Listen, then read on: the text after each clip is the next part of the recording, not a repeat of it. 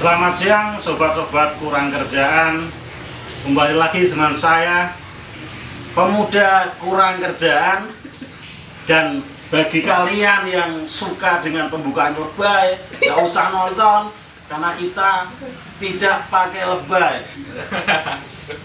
Dan seneng banget gua hari ini di rumah gua kedatangan temen lama nih. Gua yang kemarin bingung, sekarang ada temen ngobrol. Ada teman saya Mas Kevin dan juga sobat saya Aditya Muslim. Terus saya itu kan bukan orang asli Salatiga ya. Gue ini orang kabupaten gitu, tapi sudah lama sih tinggal di Salatiga. Gue itu lihat orang Salatiga itu bisa nyaman hidup berbarengan dengan banyak ras, banyak agama. Ini enak banget nih, gimana ya Gus ya? Gus siapa ini? Gus siapa ini? Gus Adit dong. Jangan panggil Gus karena mungkin sebelumnya saya mengucapkan Assalamualaikum warahmatullahi wabarakatuh. Waalaikumsalam warahmatullahi wabarakatuh. Rabbi sadri wa yassir li amri wahlul 'uqdatam min lisani yafqahu qawli. Salam sejahtera bagi kita semua. Salam kebajikan, Om Swastiastu. Nah, gimana tadi pertanyaan Gus? Nama budaya. Nama budaya, oke sorry, nama budaya. Len, bagaimana tadi? Gue itu udah lama wirawiri Salatiga Gus ya. Gue itu kan bukan orang asli Salatiga. Saya lihat kehidupan Salatiga itu nyaman banget. Banyak ras, banyak suku, banyak agama, budaya, semua jadi satu di sana dan bisa hidup damai. Dan itu tidak saya temukan di tempat-tempat lain gitu loh. Oh gitu ya. Jadi pertama-tama kita nggak saling kenal ya sebelumnya. Ini waktu teman lama kan? Teman lama. Teman lama karena terlalu lama jadi nggak lupa gitu. Oke. Ya, sebelumnya selamat datang juga buat Om Rikon di Indonesia. Saya ucapkan selamat datang. Om Rikon apa itu? Om Rikon karena ini kan yang happening baru Om Rikon ya, semoga nggak nyampe Salatiga. Sedikit cerita saja, saya itu sebetulnya juga bukan orang asli Salatiga. Saya itu orang kabupaten juga, kabupaten sebelah lah. Saya itu sekitar masuk Salatiga itu tahun 2012. Tahun 2012 saya baru masuk Salatiga, memutuskan untuk bersekolah di Salatiga. Pertama-tama saya merasakan bahwa apakah ini pilihan benar atau salah saya juga nggak tahu dulu. Wong desa, Sobo Kutha mesti gumunan. Yang pertama saya di desa itu biasa ketemu sama Lek Jumira, Lek Parmi. Anjing. Terus itu bude saya itu. Anjing sebut-sebut. Terus kalau sesama yang Salatiga tahun 2012 itu kayak agak sedikit aneh gitu. Anehnya setiap saya keluar kampus ketemunya Chinese food gitu loh. Oke, Chinese food. Sebenarnya Chinese food. Orang-orang etnis gitu kan banyak di sini. Pertama-tama ya agak sedikit gumunan, wah kok ada orang etnis. Padahal di tempat saya ya mukanya tukang jamu, muka-muka petani-petani gitu kan. Pas sampai di Salatiga, saya rasa memang saya menikmati tahun pertama saya di Salatiga tahun 2012 ya. Salatiga itu memang punya predikat kota toleran menurut saya. Dan itu benar. Karena apa? Saya merasakan bahwa hidup di Salatiga yang pertama hawanya adem, ayem, tentrem dan damai. Karena apa saya bilang seperti itu? Karena memang suasananya enak banget di lereng Gunung Merbabu, penuh kedamaian. Teman-teman kita yang dari luar Jawa bersekolah di sini diterima dengan welcome, entah apapun kulitnya, rasnya, sukunya, asalnya, kita menerimanya dengan welcome. Dan soal apa ya, keberagaman, toleransi bukan soal tentang etnis saja ya, tentang agama juga di sini juga bagus banget. Ayam tentrem, bahkan hampir tidak ada gesekan antar etnis, antar umat beragama, pribumi dengan etnis itu tidak ada. dan enak banget. Yang satu yang saya nggak sedikit kurang sreg di Salatiga itu cuma UMR-nya. Kalau cuma UMR-nya, kayak yang lain fine. Saya belajar banyak dari Salatiga. Dan salam buat Pak Haris dan Pak Yuli, angkat saya jadi PNS ya Pak ya. Pak Yuli, assalamualaikum. Waalaikumsalam. Ya seperti itu Mas, sedikit cerita. Saya suka tenang di Salatiga. Berbaur, toleransi itu ada sih. Seperti itu Gus. Jangan main saya Gus. Terlalu nyaman ya.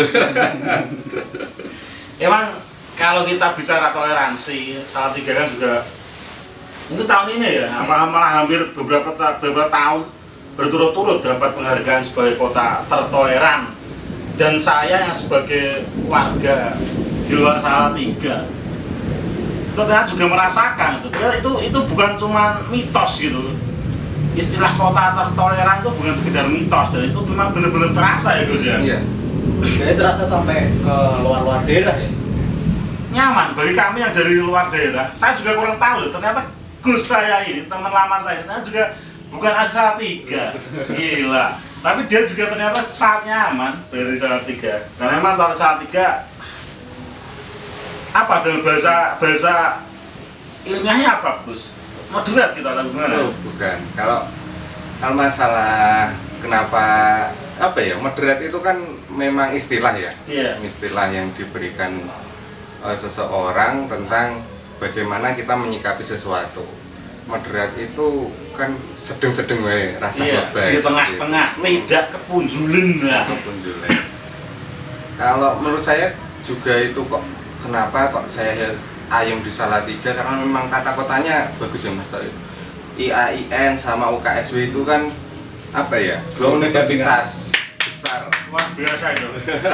universitas besar yang ada di Salatiga dengan membawa golongan UKSW Universitas Kristen, universitas yang berbau agama juga di situ. IAIN juga universitas yang berbau agama juga.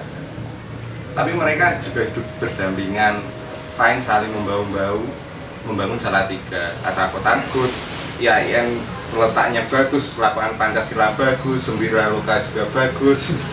Dan kita mau kemana-mana kan serba deket gitu loh. Mau hiburan ke Sembira Loka lah kan. Hiburan. Itu juga termasuk keberagaman juga. Keberagaman. Kita menerima Sembira Loka just ayo welcome. Di tempat saya nggak ada loh yang semodel Sembira Loka gitu. Tapi bicara soal keragaman dan sebagainya untuk saat ini kan juga erat kaitannya terus sama yang namanya ya, sosiokultural lah gitu. Sosial dan budaya di Salatiga meskipun sudah kota yang lumayan ramai ya sekarang ya, bukan lagi kota kecil ya. Itu juga kelihatannya juga masih tertata rapi ya Gus ya.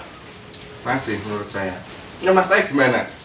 Menurut Mas Taib sebagai orang Salatiga asli di sini, jangan memandang saya dari orang luar, saya cuma pendatang yang menikmati hidup di Salatiga. Coba Mas Taib gimana? Ya kalau saya sih sebenarnya lebih ke ininya sih, suasananya. Jadi di sini itu jarang konflik ya. Kayak kalau tadi Mas Adit bilang UMR, di sini juga ya terima-terima aja. Ya meskipun mungkin dari pribadinya kurang menerima, tapi ternyata itu juga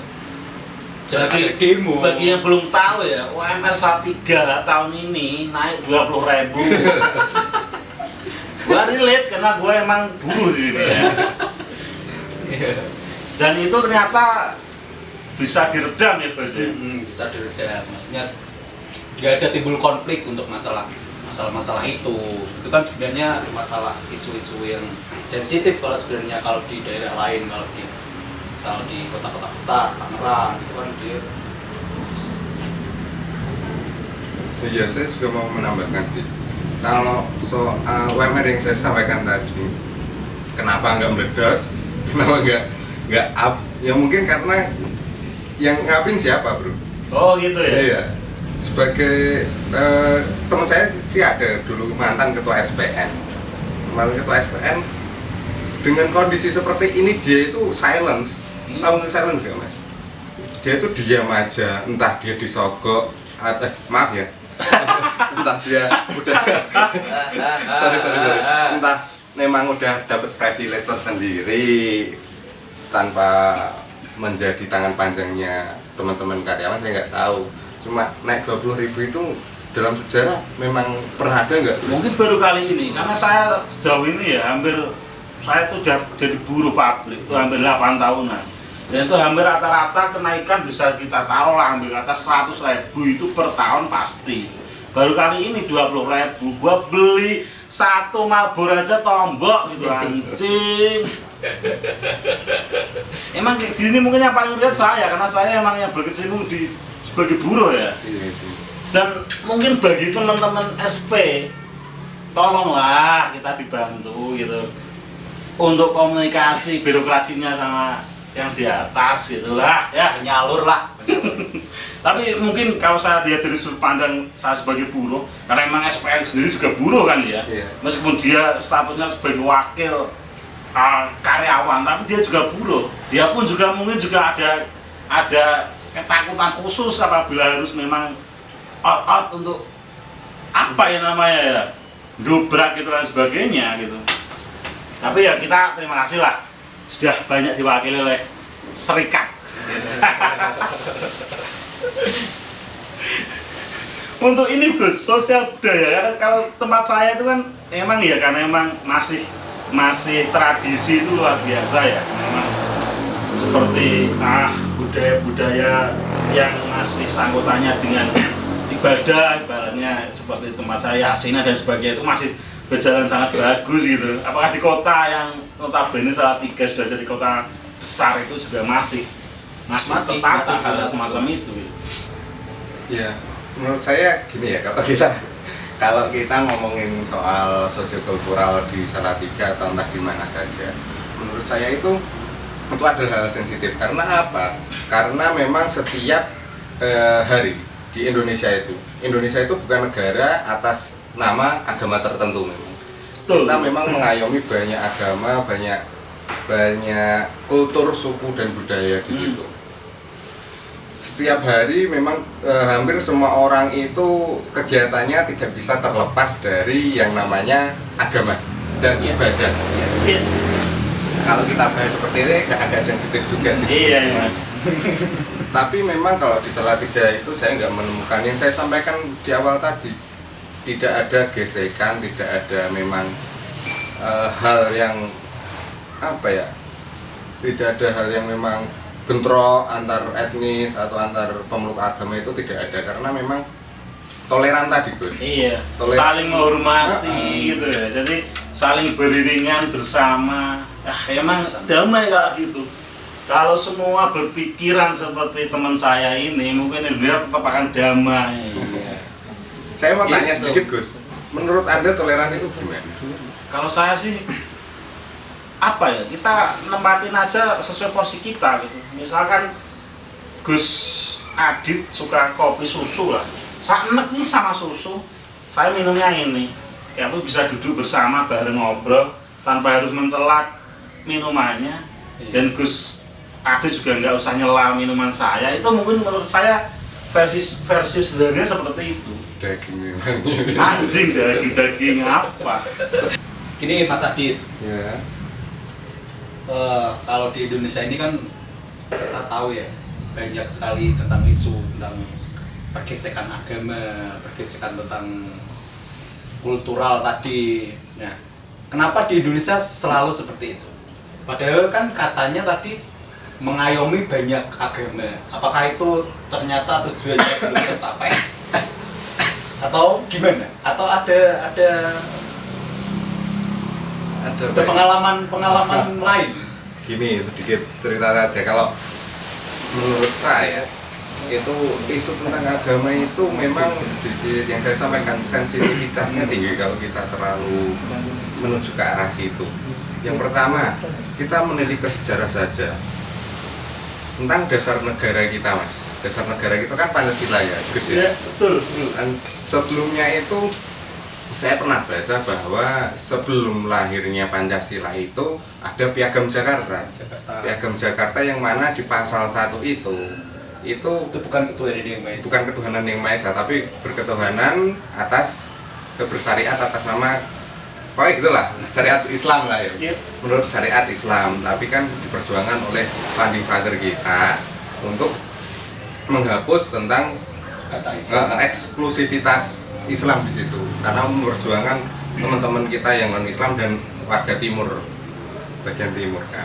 Nah, kalau isu agama yang sedikit booming itu sekitar tahun 2018 itu pada saat kaum putih-putih dulu maksudnya maksudnya kaum teman-teman yang memperjuangkan membela agama yang sebetulnya menurut saya ya berguna juga sih, agama dibela dan terlihat solehnya di situ sih, menurut saya terlihat lebih soleh kalau memperjuangkan seperti itu.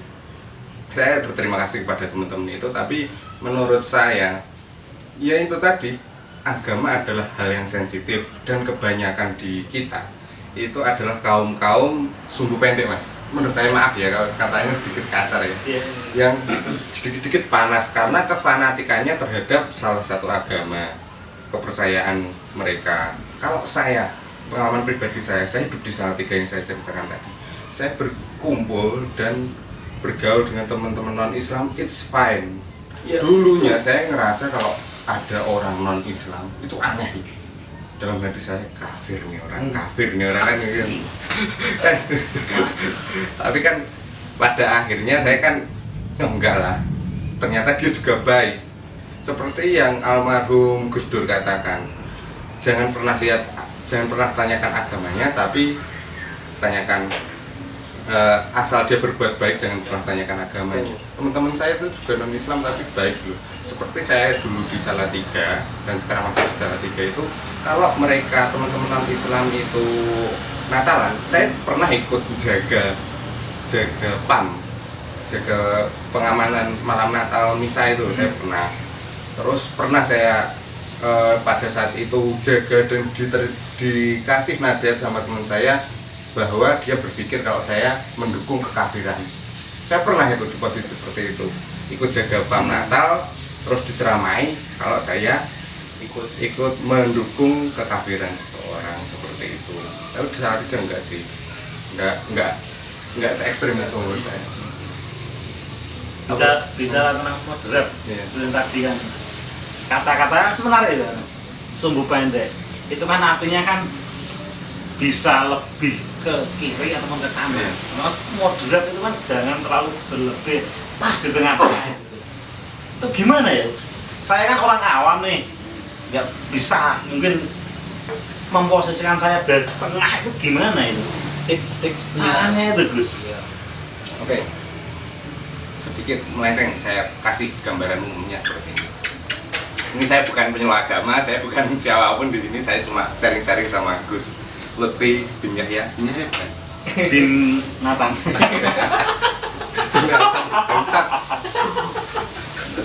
Oke, begini Mas.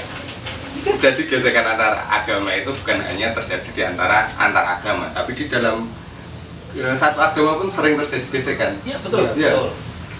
Di salah tafsir, pemahaman beda pemahaman itu saling gesekan itu kan memang real terjadi. Beda tafsir kafir. Beda tafsir bid'ah. Syariat.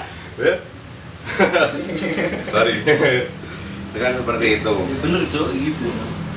Tahun 2018 saya pernah bertanya pada diri saya sendiri, ini gara-gara orang salah omong. Saya bicarakan Pak Ahok salah omong dan orang luar yang tidak tahu menahu tentang ayat itu. Terus di demo segitu sejuta berapa juta orang tuh. Saya pernah itu ke Jakarta pas posisi di Jakarta saya itu. Memang macet, banyak orang berkaum putih pada saat itu, nggak ada kaum hitam, putih semua, soleh semua pada saat itu. Sebegitu happeningnya mendemo seorang yang dianggap kafir itu. Kalau menurut saya ya Mas, saya bertanya pada diri saya sendiri, kok pemerintah nggak ikut andil sih di sini, nggak mensolusikan kok pada saat ini. Pikiran saya itu ternyata terjawab karena memang pemerintah aslinya Mas sudah memberikan solusi solusi jalan tengah yang namanya moderasi beragama tadi. Moderasi beragama adalah cara beragama jalan tengah yang Gus Lutfi sampaikan, tidak berlebihan juga tidak kekurangan. Tidak berlebihannya seperti ini, tidak berlebihan fanatik terhadap satu tafsir agama, tidak juga terlalu menyepelekan tentang hukum agama itu. Seperti itu kan kebanyakan di sini kita nggak memandang bahwa semua orang di Indonesia kan soleh semua kan enggak. Memang ada orang yang menyepelekan ibadah, kadang juga ke gereja atau enggak, itu kan nggak tahu. Teman saya gandung itu ada yang namanya gandung itu entah ke gereja setiap seminggu sekali, saya nggak tahu. Gandung. Tapi kan memang kita harus di posisi tengah-tengah yang mana kita juga tahu tentang ibadah tapi tidak diarahkan untuk ke ekstremitas atau terlalu fanatik seperti itu. Ternyata negara itu sudah memberikan solusi yang namanya moderasi beragama, Mas. Tidak berlebihan lah dalam beragama, harus mengkafir-kafirkan orang seperti itu. Ternyata negara itu sudah ikut andil di situ. Nah, untuk masalah moderasi beragama itu menurut Mas Adit itu harus dimasukkan ke dalam kurikulum pembelajaran atau gimana biar moderasi beragama itu bisa di generasi sebelumnya kan dibilang ya belum cukup berhasil lah. Iya. Nah, untuk generasi selanjutnya apakah harus dimasukkan ke dalam kurikulum beragama? Oke. Menurut saya ini ide yang bagus dimasukkan ke kurikulum pendidikan biar nanti penerus kita generasi setelah generasi Z kan ada generasi berikutnya kan. Biar mereka juga tahu tentang ini nih cara beragama yang damai, yang tidak ekstrim, tidak saling menghujat, tidak saling menghina gitu kan. Tapi di sisi lain memang yang saya ada pengalaman ya kemarin Gracia Poli sama itu Aprilia Langkawi Ahmad. bukan satu kemarin mereka juara Olimpiade, mengharumkan nama Indonesia. Membanggakan tidak? Bangga dong. Bangga. Tapi di dalam kolom komentarnya itu bilang kayak gini, saya ada bisa dicek. Percuma juara Olimpiade tapi kafir, seperti itu. Kan sebenarnya nggak ada relate-nya kan, badminton sama agama kan. Iya, betul. Masa dibilang percuma juara Olimpiade tapi kafir, percuma juara Olimpiade tapi Kristen, kan seperti itu kan agak, ini orang gimana sih? Itu kan agak sedikit relate, Mas. Menurut saya bukan hanya dimasukin ke kurikulum agama, tapi juga generasi yang berbahaya menurut saya generasi Y tadi loh, generasi sebelum kita. Mereka itu kadang memahami teks agama terlalu konstekstual. Mudah nggak? Tafsir ini diartikan seperti ini menurut ulama mereka seperti ini dan mereka mengikutinya mentah-mentah seperti itu. Seperti di dunia ini cuma ada agama dia yang benar, tidak berdampingan dengan agama-agama yang lain seperti itu. Memang harus digalakkan. Sementara pemerintah memberikan solusi berupa moderasi, tapi kita di sini tidak tahu tentang moderasi itu apa. Dan bahkan teman-teman kan katanya sih baru tahu di tahun ini kalau ada program pemerintah untuk menetralisir tentang keekstreminitasan itu. Emang itu sudah ada ya? Saya sendiri malah belum tahu ya, Mas. Belum tahu. Untung saja ada teman saya datang ini. Ya emang mungkin saya komentar dulu yang tadi yang netizen bangsa tadi yang apa sih lo itu anak Gak bangsa boleh. prestasi mengharumkan nama negara, bela negara. Kenapa harus dikomentari kayak gitu loh maksud saya gitu. Atau mungkin yang berolahraga hanya untuk kaum muslim aja atau seperti itu menurut netizen. Ya masa gimana ya? Masa ya yang harus berolahraga, yang harus berprestasi hanya untuk kaum muslim kan ya enggak gitu. Voli pantai dicekal KPI. Voli pantai harus pakai mukena. Kesiret dong. Serius dong. Tapi untuk sistem tadi ya, apa namanya sistem apa ya? Moderasi beragama itu sosialisasinya gimana itu ya? Kalau sosialis Dari dari Kementerian Agama sendiri Mas, dia itu sudah menggalakkan tentang moderasi beragama dengan cara menekan radikalisme di Indonesia. Contoh nih, contoh yang nyata itu kalau penerimaan ASN atau PNS, yang nyata itu di situ memang disaring biar si pemahaman radikal itu tidak masuk ke pemerintahan, agar pemerintah itu bersih dari yang namanya kepentingan radikalisme dari teman-teman Indonesia yang berpaham kira apa ya, berpaham agar Indonesia itu seperti itu. Dan memang dari yang saya tahu sosialisasinya kurang sih. Memang harus kita teman-teman ini yang hobi baca peraturan, hobi baca tentang update-update di internet tentang hal positif kan itu. Iya. Memang kita harus nyebarin sih hal-hal seperti itu menurut saya. Soalnya kalau di ranah umum ya, saya orang awam ya, saya tuh nggak paham, maksudnya nggak pahamnya gini, saya itu sudah kelewat atau masih dari tengah-tengah atau malah lebih condong ke kiri atau kanan, itu kita nggak tahu gitu. Bahkan kita juga nggak sadar gitu. Kita juga sadar, itu gimana tuh untuk bacanya? Makanya kita nggak sadar, jadinya kita nggak tahu dan kita fine-fine aja gitu. Iya, tapi kan memang saya tanya sih sama Lutfi sama Gus Toef itu, Gus, toleransi itu butuh nggak sih kita itu di Indonesia? Itu pasti ya. itu Saya itu untuk negara seluas Indonesia yang banyak dihuni berbagai suku, ras, budaya dan juga agama, itu pasti. ya itu yang menyambungkan dari ujung Indonesia, dari ujung kulon sampai ujung barat. Oh, berarti Sumatera nggak ikut kan jemputan?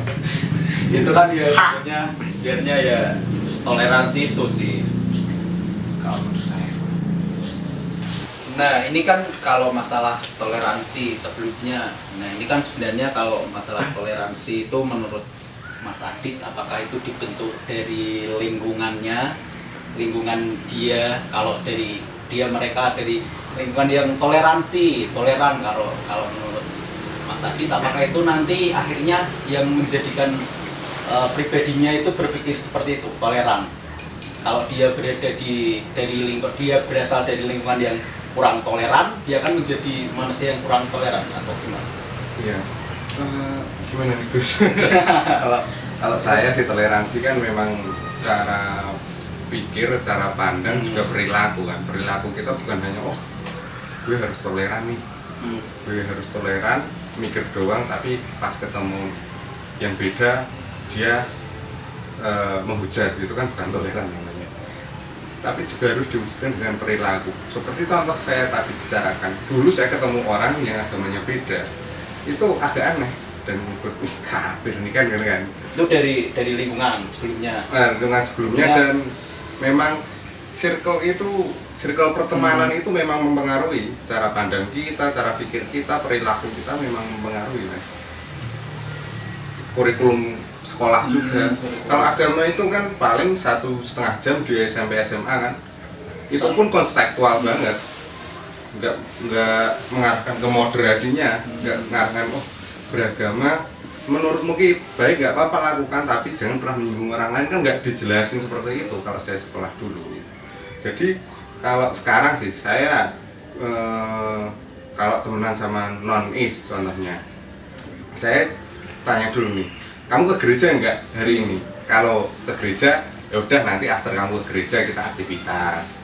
Kamu ke itu ibadah nggak hari ini? Kalau ibadah aktivitas. Kamu puasa nggak hari ini? Kalau puasa oke, kita hangout, kalau enggak ya wes kita aja gitu, seperti itu. Toleransi kan memang bukan antar agama doang, tapi ke sesama itu harus digalakkan juga menurut saya.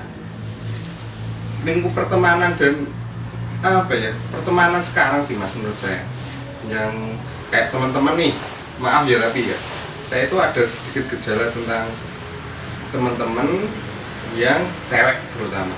Teman-teman cewek itu mereka seperti kehilangan identitas saat menuju ke usia remajaan, saat mereka mau menikah tiba-tiba dalam istilah hijrah. Istilah hijrah.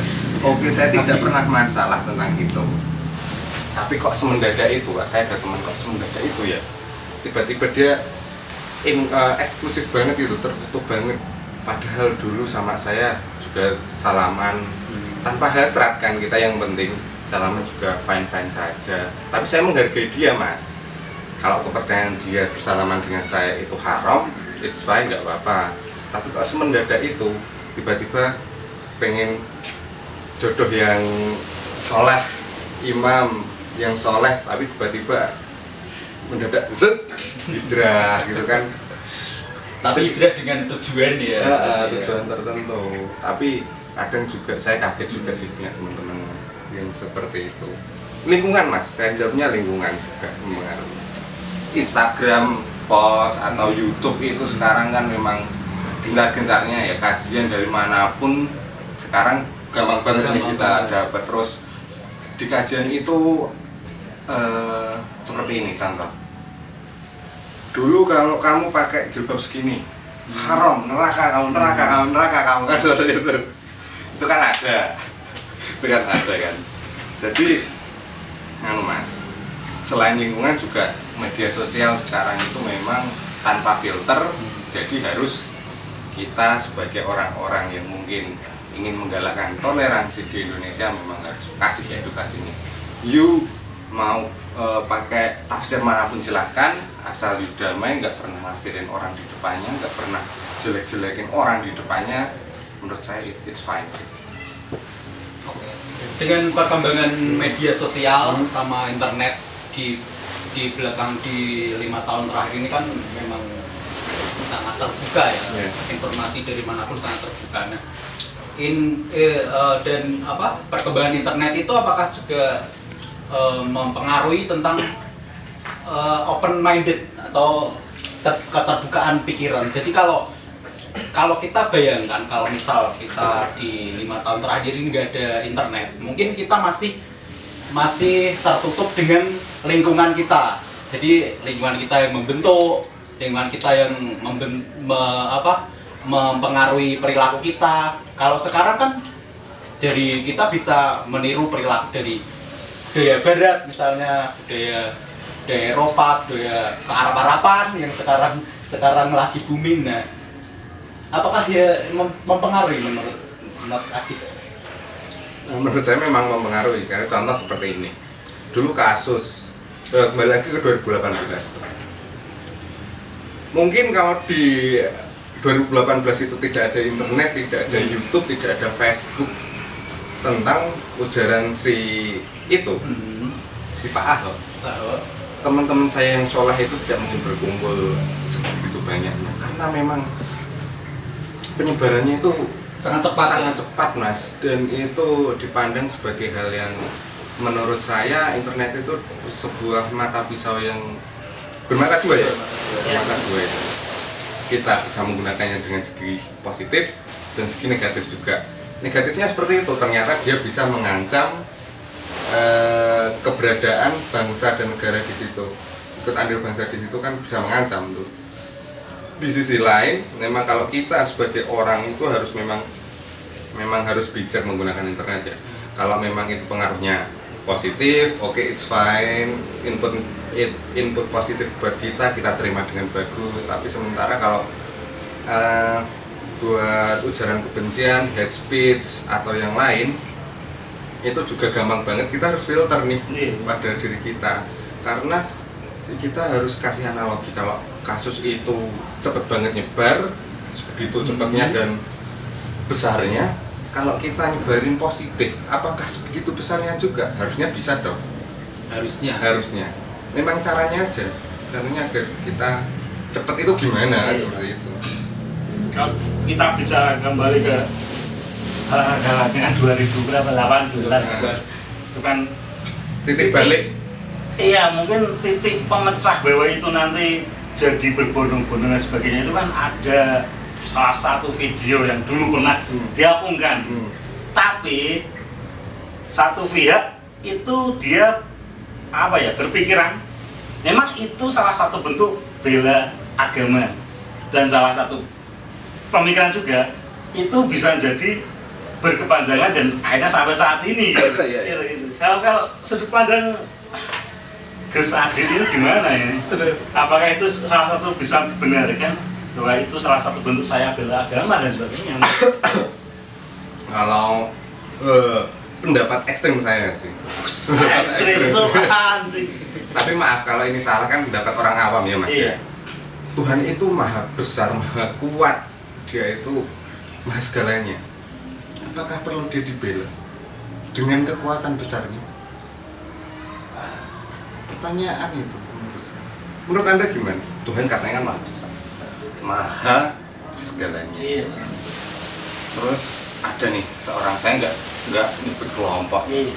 Terus dia bilang, gue bela Tuhan gue bela Nabi gue bela agama gue. Tuhan itu punya cara sendiri untuk membela dirinya, bro. Kita itu kapasitasnya hamba, bro. Hamba kepada sang berkekuatan super yang namanya Tuhan. Apalah dayaku.